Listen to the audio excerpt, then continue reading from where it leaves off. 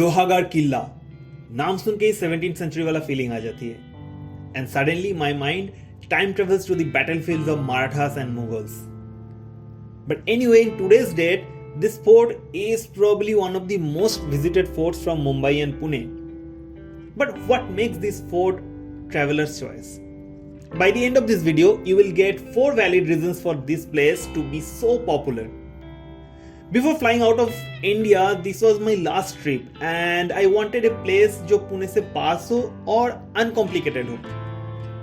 And this exactly is the first reason that Lohagad Fort is quite famous among travelers for a day trip. This also is the same reason for which you should avoid this place on the weekends. Pune से old Mumbai Pune highway होके बस 70 kilometre की दूरी पे है ये fort. The nearest rail station is Malavli and वहां से बस 2-2.5 घंटे का ही ट्रैक है. But if you are driving like us you can directly drive till the main entrance of the fort. लेकिन लास्ट 2-3 किलोमीटर थोड़ा स्टीप चढ़ाई है and you need good driving skills to manoeuvre that part. Be careful about that. Lohagad किला से walking distance पे मौजूद है इसका twin fort Visapur Qila. So if you start early you can easily cover both the forts before the day ends. And trust me, both of them are quite different from each other in terms of trekking and terrains both. Also, if you have another spare day, you can enjoy overnight camping by the beautiful Pauna Lake with music, lights and bonfire. Isn't it a good second reason for the travelers to choose this place for a day trip? It's like एक के साथ दूसरा और तीसरा भी मुफ्त. लोहागढ़ किला की इतिहास भी काफी fascinating है. This fort is associated with several dynasties occupying it at different periods of time. Satavahanas, Chalukyas, Rashtrakutas, Yadavas, Bahamanis, Nizams, Mughals and Marathas. The reason everyone were after this was its strategic location dividing the Pauna-Indrayani basin and creating a guard to the trade route connecting Deccan Plateau and Konkan region. Chhatrapati Shivaji Maharaj captured it in 1648, but he was forced to surrender to it to the Mughals in 1665 by the Treaty of Purandar.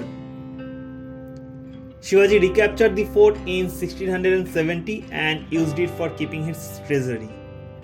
Later, in Peshwa time, Nana Fadnavis used this fort for living for some time and built several structures in the fort such as big tank and a step well.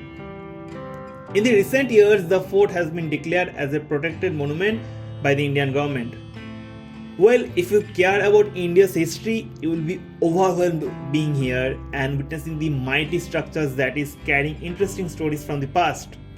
The fourth and the final reason is very simple and straightforward. If you are coming during the monsoons or post-monsoon season, you will be awestruck with the greenery and low-hanging clouds prevailing in this region, thus making this place a treat for your eyes.